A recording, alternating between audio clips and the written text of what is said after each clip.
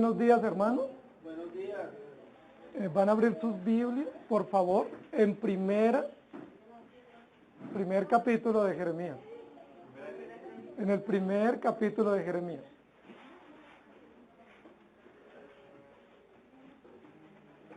Tuvimos la bendición el pasado domingo de introducir o comenzar la introducción al libro del profeta Jeremías.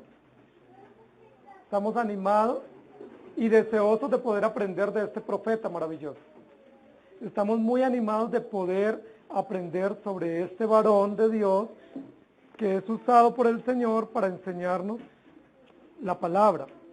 Hace 8 días hicimos una introducción general al libro del profeta Jeremías y hoy nos corresponde hacer una introducción a la estructura del libro. Entonces hoy seguimos en introducción, pero mirando la estructura del libro, es decir, cómo se organiza el libro y cuáles son como los ejes temáticos estructurales del libro para que podamos comprender mejor el estudio del libro del profeta Jeremías. Hace 8 días aprendimos algo muy básico, y es qué significa el nombre Jeremías. ¿Recuerdan qué significa? Dios es exaltado. Dios es exaltado. Y con esa comprensión, yo quiero que nosotros sigamos estudiando en esta mañana. Jeremías capítulo 1, versículo 1. ¿Ustedes quieren leer conmigo?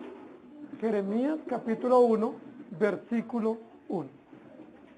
Las palabras de Jeremías, hijo de Hilcías, de los sacerdotes que estuvieron en Anatot, en tierra de Benjamín. Muy bien. El título que yo le he puesto a la predicación de hoy es Palabras de Jeremías. Y yo quiero que hablemos en esta mañana de 3 tipos de palabras que encontramos en Jeremías y que nos ayudan a comprender la estructura general del libro. Pero vamos a comenzar a introducir de la siguiente manera. La mayoría de los estudiosos de la Biblia dicen que el libro de Jeremías es uno de los profetas más importantes del Antiguo Testamento, que es uno de los libros más consultados por los creyentes en toda la historia y que es el libro profético más extenso del Antiguo Testamento, que es un libro considerado una joya poética. Tanto así que algunos hebreos dicen que la poesía del libro de Jeremías es superior a la poesía del libro de Isaías. El libro básicamente está escrito en prosa y tiene mucha riqueza poética. Es un libro predominantemente poético de alta calidad, con muchísimo paralelismo, con muchísimas figuras y simbología que ayudan a Jeremías a comunicar el mensaje del Evangelio. Junto a Ezequiel, Jeremías es el profeta que más símbolos usa en su escritura, que más metáforas, ejemplos y figuras aún representadas en su propio cuerpo usa para poder describir el mensaje y para poder presentar la verdad que Dios nos quiere dar en este libro.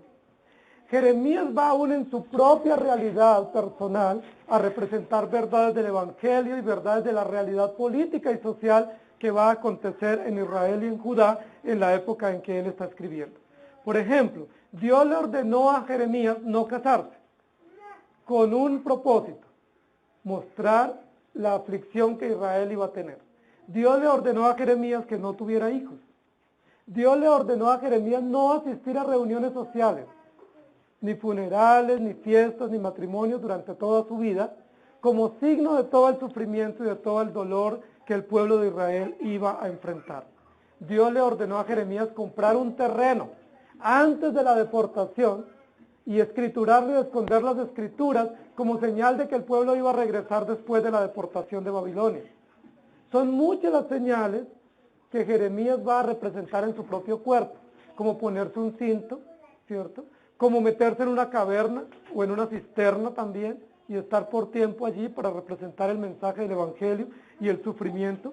Las ayudas visuales que Jeremías usó son maravillosas. Habló de las canastas de higos, habló de la casa del alfarero, habló de las vasijas de arcilla, habló de muchísimas señales, símbolos, figuras que son usadas en el libro de Jeremías para enriquecer el discurso y para hacer que sea escuchado el mensaje Una de las razones por las cuales Jeremías usó tantos símbolos y tantas figuras, aún representadas en sí mismo, fue porque los que debían escuchar el mensaje no lo querían escuchar. Y como no lo querían escuchar, Dios, ¿qué le dice a Jeremías? Representa el mensaje en tu propio cuerpo, con símbolos, con ejemplos, con figuras, para que lo puedan entender, para que sea evidente, para que no puedan decir o tener excusa de que no conocieron o no se les advirtió. El libro de Jeremías nos desafía de manera maravillosa a vivir en el plan de Dios, a regresar al plan de Dios. Una de las palabras que Jeremías va a usar constantemente en todo su libro es vuelvan, regresen, vuélvanse a Dios. Es un término que lo vamos a reiterar en casi todos los capítulos del libro de Jeremías. ¿Por qué Jeremías habla tanto de ese verbo, de esa acción? Volver o vuelvan. ¿Saben por qué? Porque el pueblo de Israel se había olvidado, se había apartado. Por años se había apartado. Y una de las paradojas que Jeremías va a encontrar y nos va a mostrar con mucho dolor en su libro es que todas las naciones vecinas tienen dioses paganos. Pero ¿saben qué hacían los paganos con sus dioses? No blasfemaban de ellos, les tenían temor y reverencia. Pero Israel, que tiene un Dios verdadero, ¿saben qué hace Israel con su Dios verdadero? Blasfema de él. Y para Jeremías es muy contradictorio que las naciones paganas tengan dioses falsos y la gente les rinda temor y reverencia y no les blasfeme. Pero que el pueblo de Judá, que tiene el único Dios verdadero, blasfeme de él. Y él dice, no puedo comprender. Por eso él constantemente en su discurso va a decir, vuelvan a Dios, no importa la situación. Sin importar las realidades que ustedes vivan, vuelvan a Dios. Jeremías es un profeta desafiante en toda su oratoria, en su llamado a servir a Dios, en su disposición a vivir para Dios a pesar de eso. Y yo quiero que hoy estudiemos las palabras de Jeremías en tres sentidos, que a mi modo de ver son tres columnas vertebrales temáticas que Jeremías va a desarrollar en su escrito. Las primeras palabras de Jeremías, que es una gran parte de su libro, son palabras de castigo. Un bloque principal temático en este libro es el castigo. Jeremías va a tomar muchos capítulos para hablarnos de castigo, para hablarnos de la ira de Dios y para hablarnos de la reprensión que viene para el pueblo de Judá, el pueblo de Israel, pero también para Babilonia, que va a ser usada como instrumento para traer justicia a Israel. La razón por la cual Jeremías va a hablar de castigo es por la maldad del hombre y por la maldad del pueblo de Israel. Pero junto al castigo, Jeremías nos quiere enseñar un atributo de Dios. Y ese atributo es la justicia. Jeremías habla de castigo porque hay maldad en el corazón de los pueblos, aún en el corazón del pueblo de Dios, pero junto al castigo y a la reprensión, lo que pone en evidencia es la justicia de Dios. Dios es justo. Y Dios justo no pasará por alto la rebeldía de su pueblo, que desafiantemente se aparta y se aleja del Dios verdadero. Jeremías, para hablar de la justicia de Dios y del castigo de Dios, va a recurrir a muchos ejemplos de la naturaleza. Ustedes y yo estudiamos hace 8 días que Jeremías en su carácter era tímido, era un joven retraído, era un joven bastante callado, temeroso de hablar en público, pero era dedicado a la contemplación, a la observación, era muy detallista y por eso Jeremías va a incluir en su discurso muchos ejemplos naturales. Por ejemplo, él va a hablar de la cigüeña, es el profeta que habla de la tórtola, la golondrina, la grulla, la perdiz, la paloma, muchos ejemplos de aves para hablar del castigo de Dios sobre Judá. Pero también va a usar palabras claves como escuchar, volver, maldad, corazón, abandonar, sanidad y pacto. Porque Jeremías nos va a recordar una y otra vez que el pueblo se ha apartado de Dios. Que Dios ha hecho todo por atraerlos con su mensaje de amor, pero Israel se ha apartado, se ha alejado de Dios y Dios les está advirtiendo del castigo. Básicamente Jeremías va a hablar de dos aspectos en el castigo. Uno es un castigo para el pueblo de Israel, para Judá, porque es el pueblo de Dios. Es una reprensión dura, Es una reprensión fuerte y firme, disciplinaria para llamar al pueblo de Israel al arrepentimiento. Dios no va a pasar por alto la rebeldía del pueblo de Israel. Dios no va a pasar por alto que Israel deshonre desafiantemente a Dios. Dios trae a su pueblo a cuentas. Y una de las formas de ejercer castigo sobre el pueblo de Israel es permitir que los invasores vengan y que causen gran estrago en Jerusalén, en Judá y a las familias y los lleven cautivos por tantos años a ese imperio tan fuerte y tan cruel como es Babilonia. Pero también Jeremías en su discurso de castigo va a hablar de cuál es el merecido que van a recibir las naciones que van a oprimir al pueblo de Israel. Básicamente Babilonia. Dios les va a decir, ustedes que van a ser usadas como vara para castigar y disciplinar a Israel, van a ser destruidos también. El libro de Jeremías habla mucho de castigo, mucho de juicio, de reprensión, de que Dios es implacable, que Dios no pasa por alto la maldad nuestra, que Dios no da por inocente al culpable. Y eso es muy importante para nosotros, por muchísimas razones. Primero, porque en muchísimos de los púlpitos hoy en día, en nuestro medio, en nuestra realidad contemporánea, no se habla de juicio de Dios o de disciplina. Se da un discurso de puro amor. Dios todo lo pasa por alto, no importa lo que tú seas o vivas, Dios lo pasa por alto porque Dios todo lo perdona y Dios es puro amor. La Biblia presenta un discurso diferente. Dios es amor, pero Dios es fuego consumidor. Dios es justo. Pero también esa realidad del castigo y de la justicia de Dios es muy importante para nosotros porque nos ayuda a comprender que en medio de una sociedad tan injusta como la que vivimos, con gobernantes injustos y con leyes tan injustas y tan inmorales, que muchísimas veces tenemos dolor en nuestro corazón viendo la impunidad de nuestros gobiernos, nosotros tenemos esperanza, porque Dios es justo. Y un Dios justo como el Dios nuestro revelado en la Escritura, no pasará por alto las injusticias, no solo contra su pueblo, no solo contra los creyentes, sino las injusticias que suceden y acontecen en la sociedad. Dios saca la luz, Dios es justo. El tema del castigo y de la reprensión y cómo Dios trae a juicio a su pueblo y Dios trae a juicio también a los adversarios de su pueblo, nos enseña que Dios es justo. Queridos hermanos, es muy importante saber que Dios es justo, porque ustedes y yo estamos aquí por la justicia de Dios. Recordemos que uno de los aspectos de las doctrinas de la gracia se llama la justificación. Ustedes y yo estamos aquí por la justicia de Dios, porque siendo pecadores y mereciendo el castigo eterno, Dios en Cristo se ofreció como nuestra propiciación, para morir en nuestro lugar, para cargar todo el castigo que venía contra nosotros, para satisfacer plenamente las demandas de la justicia perfecta de Dios y para hacer justicia frente a Dios, para pagar el precio y para perdonar nuestros pecados. Jeremías, cuando habla de castigo, cuando habla de reprensión, denuncia abiertamente la apostasía. Queridos hermanos, nosotros necesitamos no solo comprender que Dios es justo, sino que junto a la verdad de ese atributo perfecto y maravilloso de la justicia de Dios, debemos denunciar el pecado. Porque la justicia de Dios nos permite o nos invita a denunciar el pecado. Denunciamos porque Dios es justo. Denunciamos porque no se pasa por alto. Denunciamos porque no hay impunidad en Dios. Denunciamos porque esas denuncias son oídas por Dios y Dios responde trayendo juicio, trayendo reprensión y castigando con severidad al culpable y protegiendo a aquel que es necesario proteger.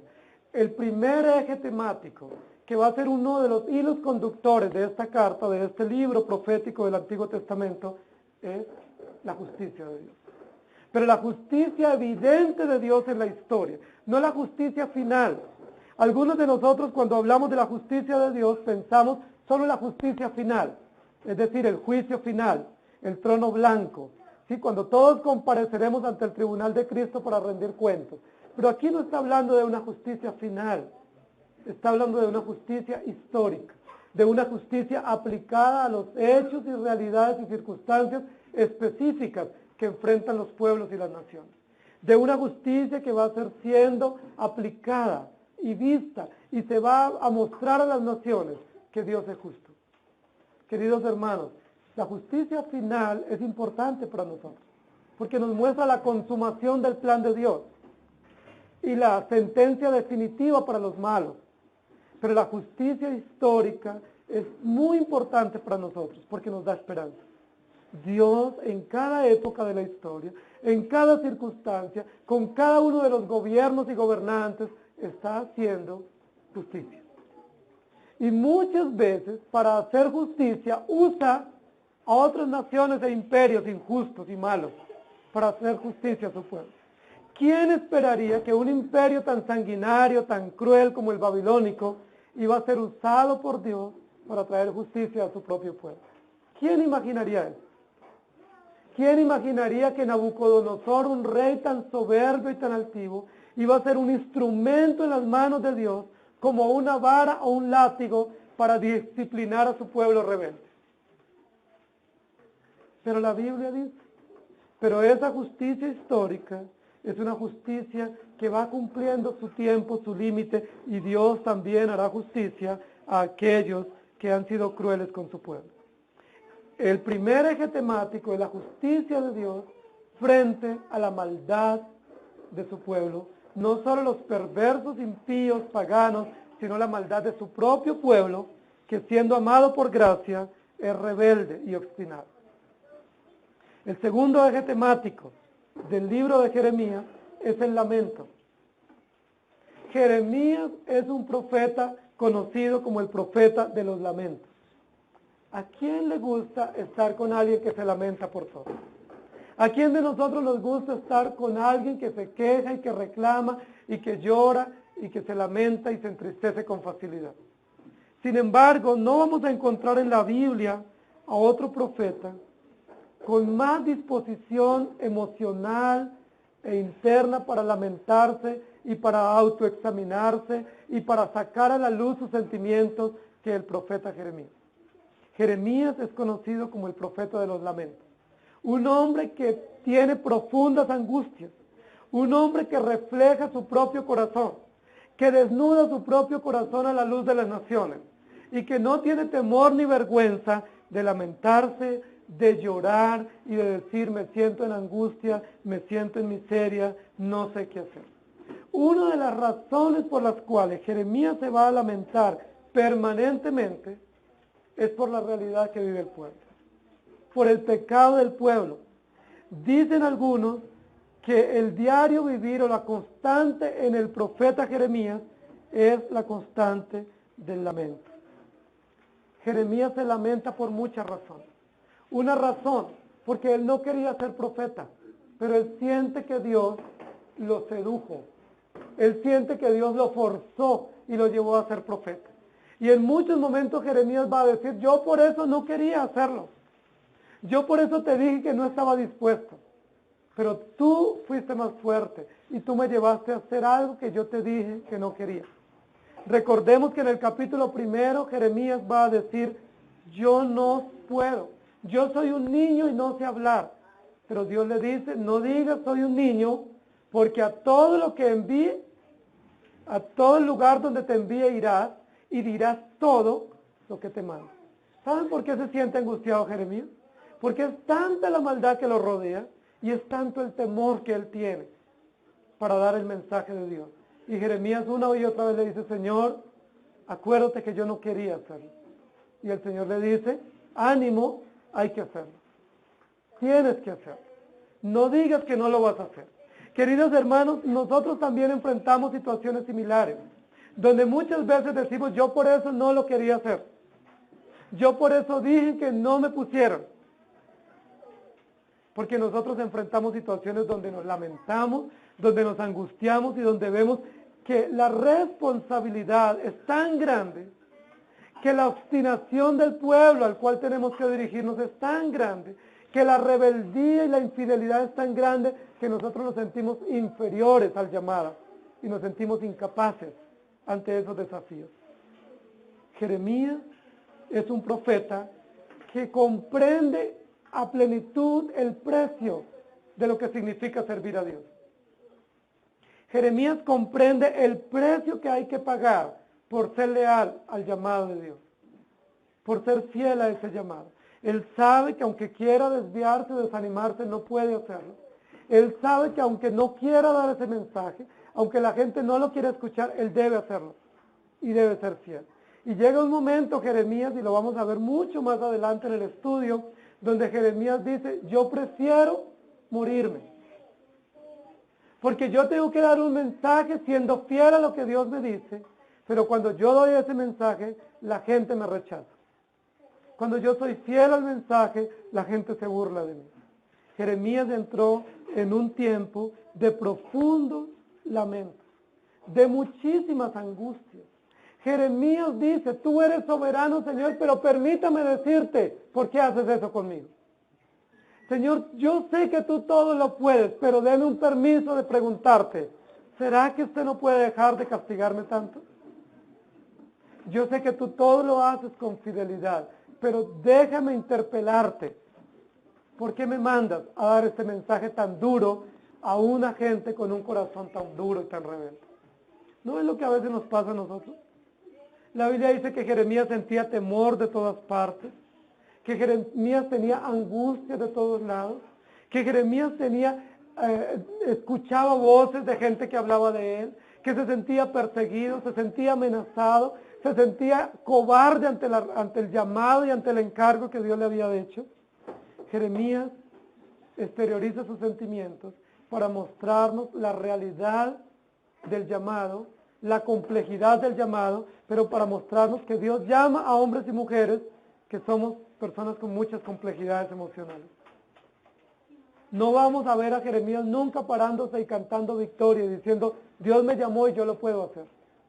Dios me llamó y estoy feliz de hacerlo. Dios me llamó y tengo todas las condiciones para hacerlo.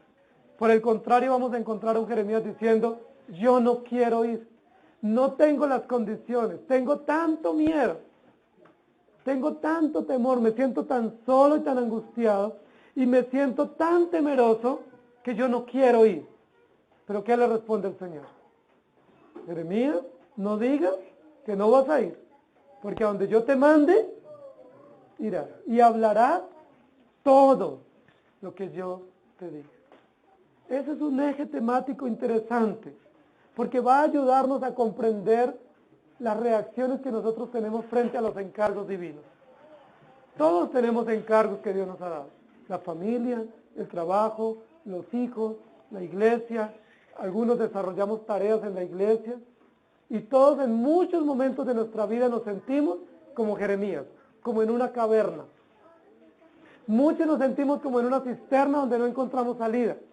Muchos en muchos momentos de nuestra vida nos sentimos como en un cuello de botella, donde no sabemos ni encontramos, ni vemos el túnel de salida o no vemos las salidas de emergencia. ¿Qué hacemos en esas circunstancias? Reaccionamos como Jeremías, queremos tirar la toalla. No vale la pena seguir. Jeremías dijo, no vale la pena continuar. Jeremías lo dijo. Jeremías dijo, yo no voy a hablar más. Pero el Señor le dice, levántate y va. Levántate y sigue. ¿Saben, queridos hermanos, cuál es el efecto o el propósito del lamento en Jeremías? Llamarnos al arrepentimiento. Esa es la razón principal por la cual Jeremías, inspirado por el Espíritu Santo, va a usar esa figura o esa técnica literaria, la técnica del lamento, de la emoción, del suspiro, de la meditación profunda, del autoexamen, llamarnos al arrepentimiento. Porque solo cuando somos contristados, solo cuando somos quebrantados, cuando somos compungidos y cuando somos humillados, es cuando podemos reconocer nuestros errores. Es solo allí, cuando podemos reconocer nuestras debilidades, nuestras flaquezas y decirle, Señor, ten misericordia de mí. Solo cuando pasamos por momentos de desierto, de profundas angustias, de profundos lamentos, de angustias severas, cuando estamos en el túnel, en la cisterna, cuando estamos en la caverna, es allí donde decimos, Señor, ayúdame, porque perezco. ¿Se acuerdan cuando Pedro estaba hundiéndose en el mar? Que fue allí cuando dijo, Señor, ten misericordia de mí, sálvame.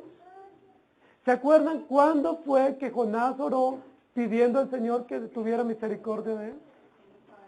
Cuando estaba en el vientre del pez, cuando estaba en la mazmorra, en el calabozo, en la caverna, en la situación más hostil donde estaba solo y deprimido y no había quien le ayudara. Es allí cuando levanta sus ojos a Dios y le dice, Señor, ayúdame. ¿Saben? Dios es bueno, hermanos.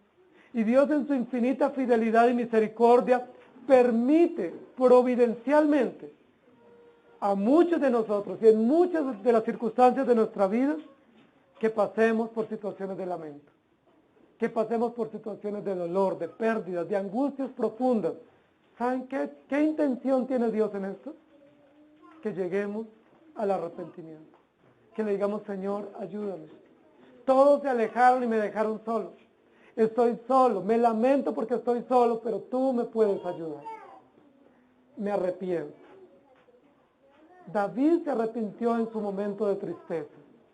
Elías lo hizo, Jeremías también, Pedro también. Los hombres de la historia bíblica nos muestran que en los momentos de tristeza y de aflicción fueron llamados al arrepentimiento. ¿Por qué Jeremías va a usar tanto lamento en su libro? Porque no solo Jeremías, sino todo el pueblo de Israel debe volver a Dios en arrepentimiento. Debe volver confesando sus pecados. Algunos no llaman a Jeremías sus lamentos, sino sus confesiones.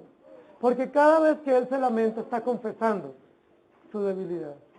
Se lamenta por su soledad, se lamenta por la indiferencia del pueblo, se lamenta por su incapacidad. Y cada vez que Jeremías abre su boca lamentándose, realmente lo que está haciendo es confesando todo el dolor, toda la angustia y toda la impotencia que él tiene frente a su responsabilidad, y por lo tanto es un fuerte llamado al arrepentimiento. Queridos hermanos, ¿ustedes han pasado por momentos de lamento? Cuando estemos en esos momentos debemos recordar que un propósito o una finalidad de esas circunstancias adversas es que nosotros miremos a Dios. Que nosotros digamos, Señor, no puedo más. Me lamento de la situación que estoy viviendo, me siento incapaz, me siento indigno, me siento miserable, pero Señor, tú estás con nosotros, o tú estás conmigo. Tengo esperanza y que nos arrepintamos. Leamos algunos textos. Jeremías capítulo 1, versículo 7, para reforzar las ideas que hemos presentado. Me dijo Jehová, no digas, soy un muchacho, porque a todo lo que te envíe irás y dirás todo lo que te manda. Luego encontramos otro versículo en Jeremías capítulo 12, versículos 1 al 4, que dice, justo eres tú, Jehová, para que yo dispute contigo. Sin embargo, alegaré mi causa ante ti. ¿Por qué es prosperado el camino de los malvados y les va bien a todos los que se portan deslealmente? Los plantaste y echaron raíces y crecieron y dieron fruto.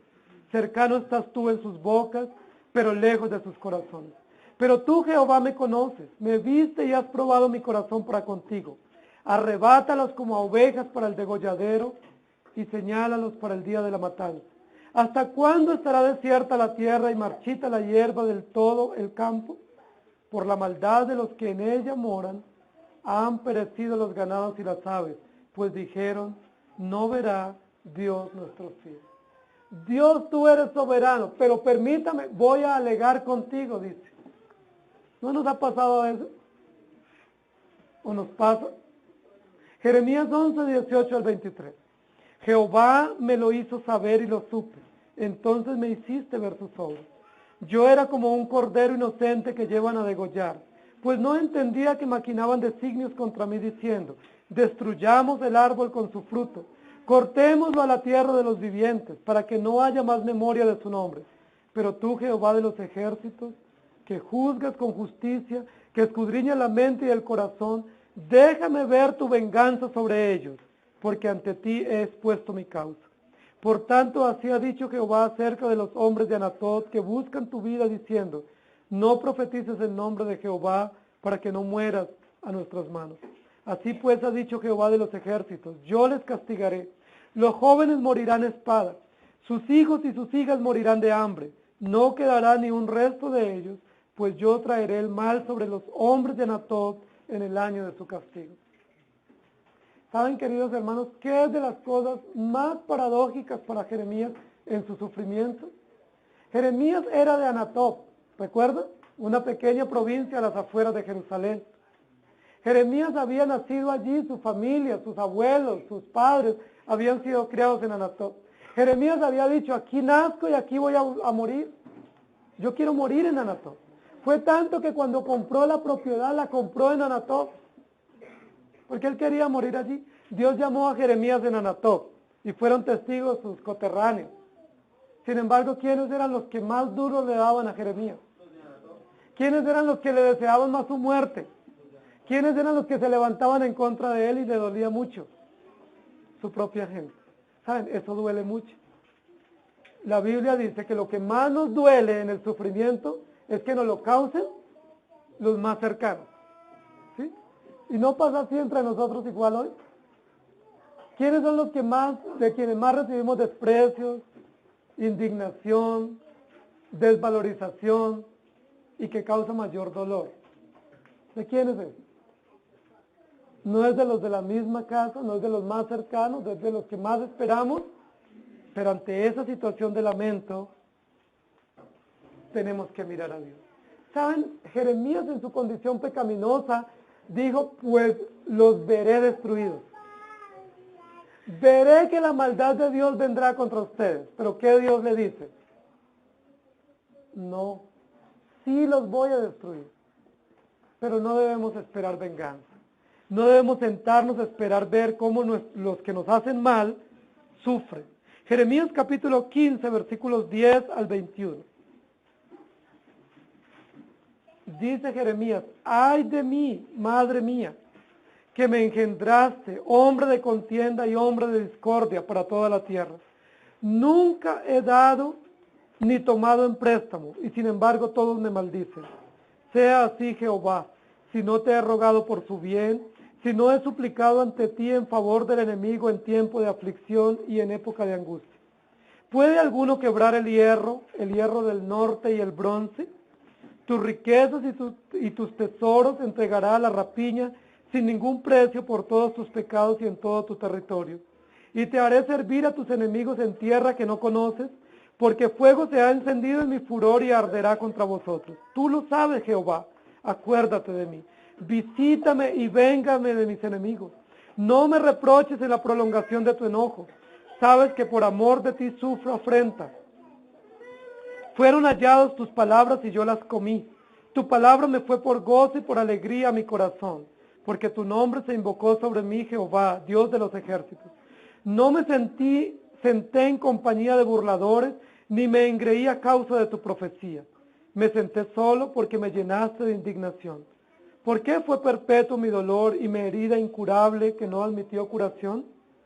¿Serás para mí como cosa ilusoria, como aguas que no son estables? Por tanto, así dijo Jehová, si te convirtieres, yo te restauraré y estarás delante de mí. Y si separas lo precioso de lo vil, serás como mi boca. Conviértanse ellos a ti, mas tú no te conviertas a ellos. Y te pondré en este pueblo por muro fortificado de bronce. Pelearán contra ti, pero no te vencerán, porque yo estoy contigo para guardarte y para defenderte, dice Jehová. Te he librado de la mano de los malos y te redimiré de la mano de los fuertes. Jeremías le dice, Señor, ¿tú no encontraste otro más débil sino a mí para escogerme? ¿Me escogiste que soy como un corderito indefenso que no puede librarse ni contender contra ti? Interesante, ¿cierto? Jeremías diciéndole, Señor, tú te equivocaste. Búscate uno fuerte, uno valiente, uno que pueda asumir los desafíos y el llamado que tú tienes con valor y con fortaleza, porque yo soy débil. Y Jeremías realmente era muy débil. Cuando Dios llama a Jeremías le dice, voy a hacer tu frente como diamante, para que ningún comentario ni ninguna situación te afecte, para que tengas tu frente fuerte como el diamante y nadie te pueda hacer daño, y seas indestructible, y seas firme y seguro. Jeremías hombre de lamentos, pero todos esos lamentos nos muestran la realidad nuestra ante el sufrimiento, ante la incomprensión, pero son un llamado poderoso al arrepentimiento. ¿Qué hacemos cuando nos lamentamos? ¿Nos sumimos en el dolor y en la angustia, en la depresión? ¿Qué hacemos cuando vienen las situaciones de adversidad? ¿Nos postramos en nuestro lecho y nos consumimos? ¿O podemos decir, Señor, ten misericordia de mí? Me arrepiento, no de las circunstancias, sino de no poder vivir para ti y de no comprender que aún el sufrimiento hace parte de la provisión de Dios. Hebreos 4:16. Acerquémonos pues confiadamente al trono de la gracia para alcanzar misericordia y hallar gracia para el oportuno socorro. ¿Están pasando momentos de angustia, hermanos? La palabra nos dice, acerquémonos a Dios. Dios nos autoriza, nos invita, nos ordena a descansar en Él. Dios no nos prohíbe expresar nuestros sentimientos. Dios no nos prohíbe expresar nuestras angustias. ¿Saben qué hace Dios? Nos dice, vengan a mí. Sean conocidas sus peticiones con ruego, con súplica y con acción de gracias delante de mí. Vengan a mí y hallarán misericordia y gracia y oportuno socorro.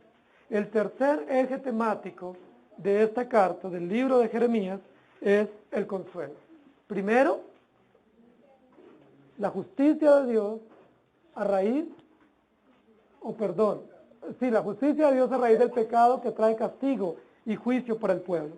En segundo lugar, el lamento, que llama profundamente al arrepentimiento. Y en tercer lugar, el consuelo.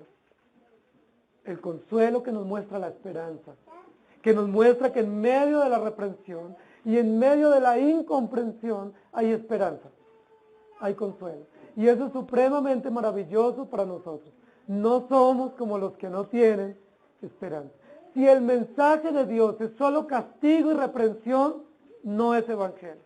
Si el mensaje de Dios es solo bondad y misericordia, tampoco es evangelio, es una caricatura. El mensaje de Dios es reprensión y esperanza, castigo y edificación. Dios disciplina, pero Dios levanta y sostiene. Dios permite situaciones de dolor y de angustia, nos llama al arrepentimiento, pero nos glorifica, nos ensalza y nos pone en alto por su infinita misericordia. Hay una parte del libro que los teólogos los llaman el libro de la esperanza, unos capítulos dentro del escrito de este profeta, que es una parte profundamente consoladora. Y saben, queridos hermanos, cuando Jeremías nos va a hablar de esperanza, de consuelo, no va a fundamentar el consuelo y la esperanza en la obediencia del pueblo, porque el pueblo no es obediente. Jeremías no va a decir, como ustedes se van a portar bien, los voy a premiar. Hay un premio para los que se porten bien. Estrategia pedagógica de muchos de nosotros como padres. Si te portas bien, hay premio. Si te portas bien, te vamos a llevar a este lugar, te vamos a dar este regalo. No es esa la metodología educativa bíblica. La metodología educativa bíblica es, Dios nos llama a la obediencia. Dios nos ordena obedecer, pero nosotros no podemos obedecer por nuestros propios medios. Si nosotros obedecemos algo y si tenemos la alegría y el gozo de poder obedecer, es porque Cristo opera en nuestros corazones. La base para el consuelo y la esperanza cristiana se llama Jesucristo. El fundamento para el consuelo y para el crecimiento y la restauración se llama Jesucristo. No está el consuelo dentro de nosotros mismos. Eso es lo que Jeremías va a enfatizar una y otra vez. Pueblo rebelde, aunque son rebeldes y aunque merecen ser exterminados, Dios no los va a exterminar. Van a haber un castigo muy fuerte, pero Dios tiene un remanente. Y ese remanente regresará. No porque se comiencen a portar bien. Se van a seguir portando mal en Babilonia. Y van a regresar y se seguirán portando mal en Judá. Pero aún así Dios tiene un remanente guardado por gracia y los va a preservar. La dinastía davídica, que era la línea genealógica natural por la cual iba a venir el Mesías, la línea monárquica, se va a ver truncada a través del rey Sedecías. La historia muestra que con ese rey que es desterrado, se termina la monarquía. Y duran más o menos 400 años el pueblo sin rey de la tribu de Judá o de la dinastía de David. Cualquiera podría decir, se destruyó el plan de Dios. Sin embargo, Jeremías dice, hay esperanza. Porque aunque todas las cosas parecen que se acaban, ¿qué dice el Evangelio? Hay esperanza, porque Dios permanece, porque sus promesas son fieles. Uno de los temas que Jeremías va a sacar a la superficie y nos va a enseñar permanentemente para hablar sobre la esperanza es el tema del pacto. Jeremías va a hablar del pacto, o del nuevo pacto, o del cumplimiento del pacto. ¿Saben qué va a decir Jeremías? Ustedes han hecho todo el mérito para ser destruidos, pero Dios tomó una decisión eterna, y esa decisión eterna es salvarlos. Ustedes son tan rebeldes y tan obstinados que merecen destrucción permanente o total, pero Dios hizo un pacto eterno de salvarlos en Cristo Jesús, y por lo tanto van a ser preservados.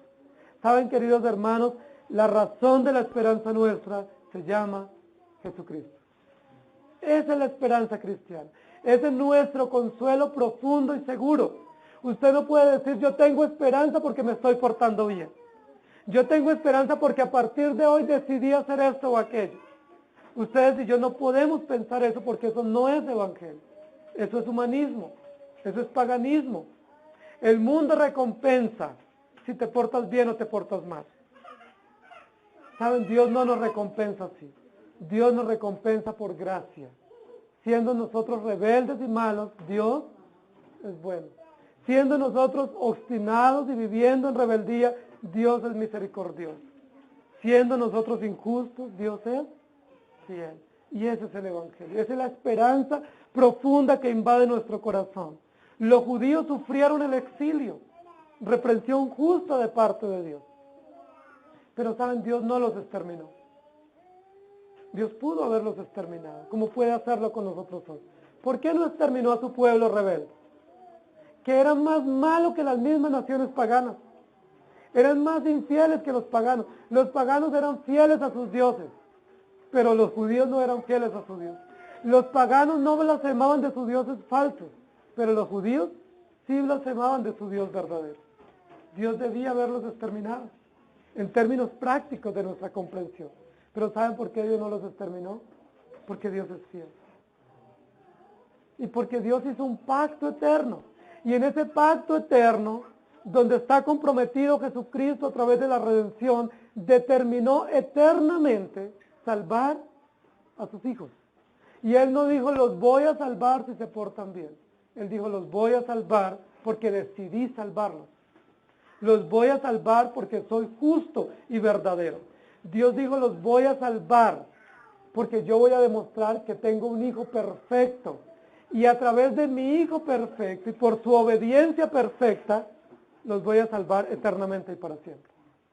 Ustedes y yo tenemos esperanza porque Jesucristo es hijo obediente y obediente hasta la cruz. La esperanza nuestra no es nuestra obediencia. ¿Quién de ustedes ha obedecido hoy? ¿Quién obedecerá esta tarde, mañana? Ninguno. Por eso el Evangelio no es pórtate bien.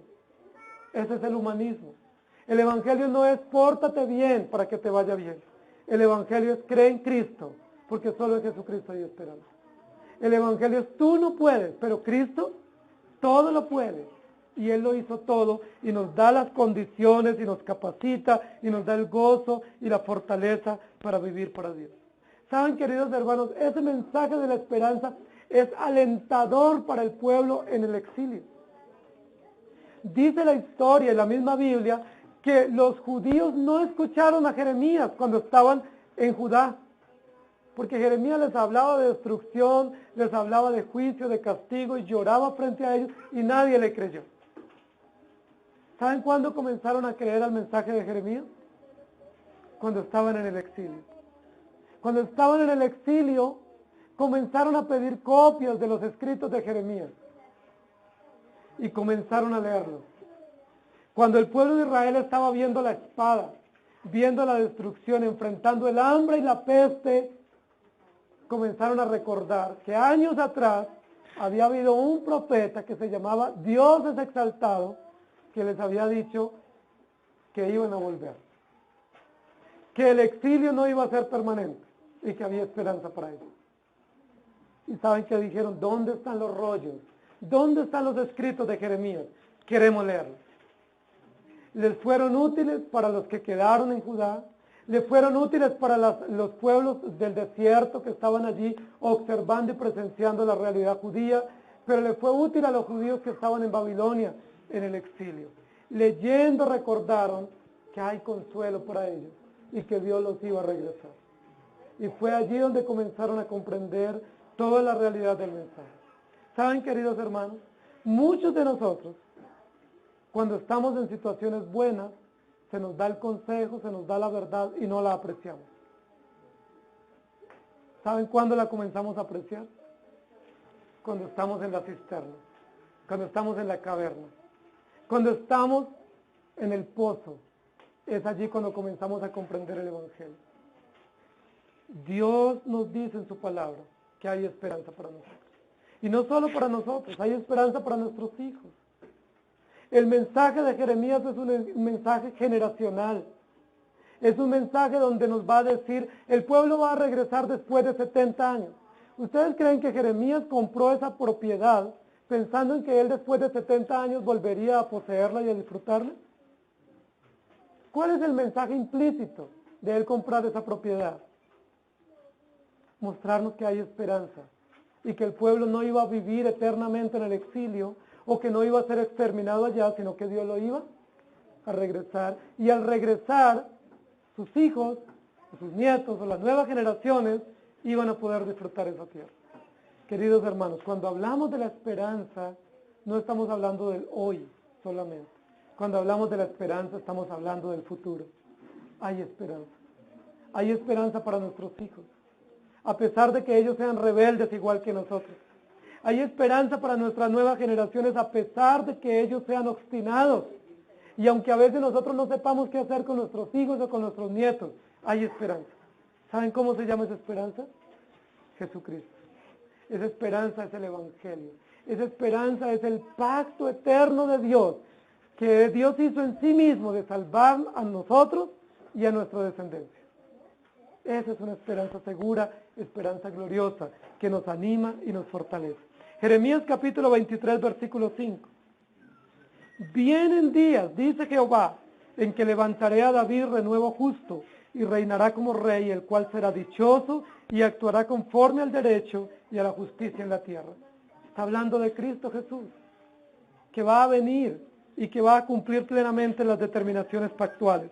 Y Jeremías 33, versículo 15 y versículos 17 al 26 dice, en aquellos días y en aquel tiempo haré brotar a David un renuevo justo que actuará conforme al derecho y a la justicia en la tierra.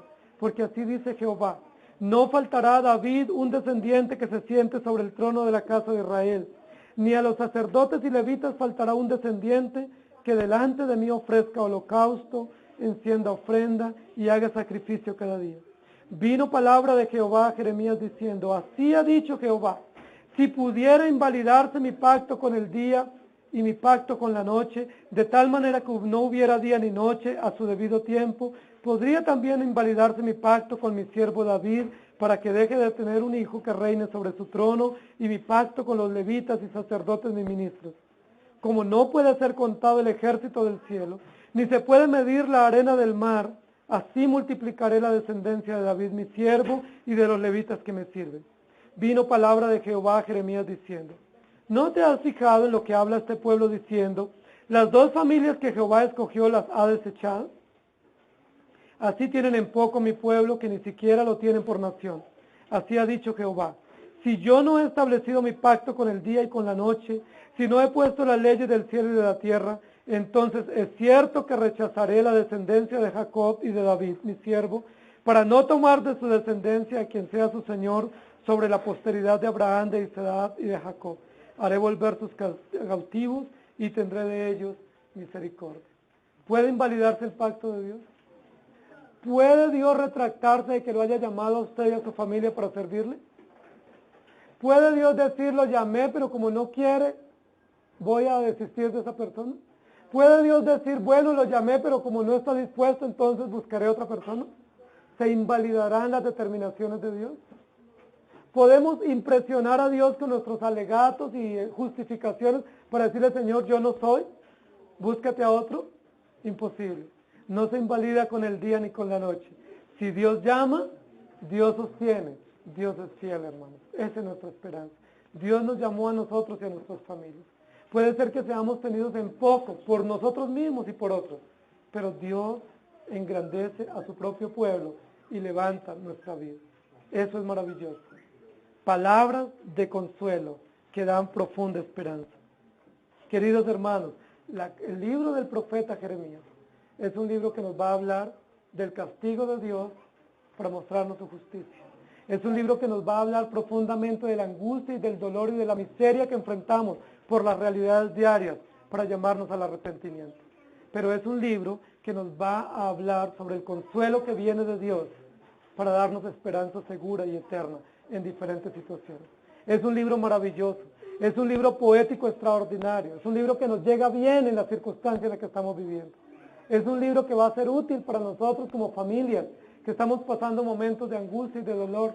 Un libro que nos va a ser útil porque nos va a mostrar cómo Dios está en medio de la historia y cómo en medio de la historia y de la realidad nos muestra a Cristo, que nos da esperanza y nos muestra las realidades que nos llevan a Cristo. Vuélvanse a Dios, vuélvanse a Dios, vuélvanse con sus hijos y con sus familias, vuélvanse a Dios. Jeremías lo va a decir. Jeremías se va a parar en las plazas y en las esquinas y va a hacer discursos elocuentes, casi con el mismo sentido y como si fuera un estribillo o como si fuera un disco rayado, diciendo, vuélvanse a Dios, porque solo en Dios hay esperanza. Ese es nuestro discurso. Posiblemente nos volvemos odiosos y repetitivos con nuestros hijos y entre nosotros mismos y a nuestros familiares, dándoles ese discurso, pero es que no hay otro. No hay otro discurso que transforme, solo el Evangelio. Vuélvanse a Dios, porque solo en Él hay esperanza. Amén. Amado Señor, muchísimas gracias por dejarnos tu palabra. Tu palabra es verdad, tu palabra es poderosa, tu palabra transforma y llega a lo más profundo de nuestro corazón. Así como las circunstancias adversas golpean lo más profundo de nuestras emociones, así como las situaciones difíciles y angustiantes llegan, Señor, a lo más profundo de nuestra alma y nos desequilibran, nos angustian, nos postran. Tu palabra es más poderosa y llega a nuestro corazón. No solo lo comprende, sino que transforma la realidad y nos da esperanza. Gracias por usar tu palabra para enseñarnos estas tres verdades poderosas. Que tú eres justo, Señor, y que tú no das por inocente al culpable. Muchas gracias por reiterarnos a través de las líneas de tu palabra que tú nos disciplinas, Señor, y que disciplinas a nuestros hijos, y que visita la maldad de los padres sobre los hijos hasta la tercera y cuarta generación. Gracias por enseñarnos esto. Pero gracias también por enseñarnos que tú haces justicia contra nuestros adversarios. Pero, Señor, junto a la justicia nos enseñas arrepentimiento. Nosotros no podemos arrepentirnos, Señor, pero tú nos llamas y nos llevas al arrepentimiento usando situaciones muy difíciles. Muchas gracias. Porque todo nuestro dolor, nuestras angustias, nuestras lágrimas, tú las enjugas. Tú las mitigas con tu evangelio, llamándonos al arrepentimiento. Muchísimas gracias. Porque nos permites en los lamentos confesarnos y sacar lo que hay en nuestro corazón. Sacas a la luz lo que hay en nuestro corazón, nuestra rabia, nuestro dolor, nuestra venganza, nuestra impotencia, nuestra maldad, nuestro orgullo, y produces, Señor, o pones toda tu gracia en nuestros corazones. Gracias porque hay consuelo para tus hijos. Todos nosotros, las esposas incomprendidas, los esposos incomprendidos, los hijos incomprendidos, todos nosotros encontramos esperanza en el Evangelio y encontramos consuelo. Y no solo un consuelo pasajero, efímero, superficial, sino un consuelo que transforma nuestras vidas, que nos da savia y alegría en nuestro corazón, que nos llena de energía y de vitalidad, que transforma nuestros corazones y vigoriza nuestros huesos para seguir viviendo para ti. Muchas gracias, Señor, porque aunque muchas veces nos sentimos postrados por las realidades diarias, tanto de la familia como del diario vivir en nuestra ciudad, en nuestro país, nos das esperanza por el Evangelio. Nos levantas con valor y con vigor y haces que nuestra frente sea fuerte como el diamante y que no digamos que no podemos y que somos débiles, sino que somos fuertes en ti y poderosos en ti. Tú eres un Dios exaltado, que nos enseñas tu palabra. Tu palabra nos humilla cuando nos muestra nuestro pecado, pero tu palabra nos exalta y nos llena de gloria y de alabanza cuando nos muestra que todo viene de ti y que la esperanza única y segura está en ti. Muchas gracias, porque no importa la soledad, no importa las adversidades, si tú estás con nosotros, hay razón para continuar. Gracias en Cristo Jesús. Amén.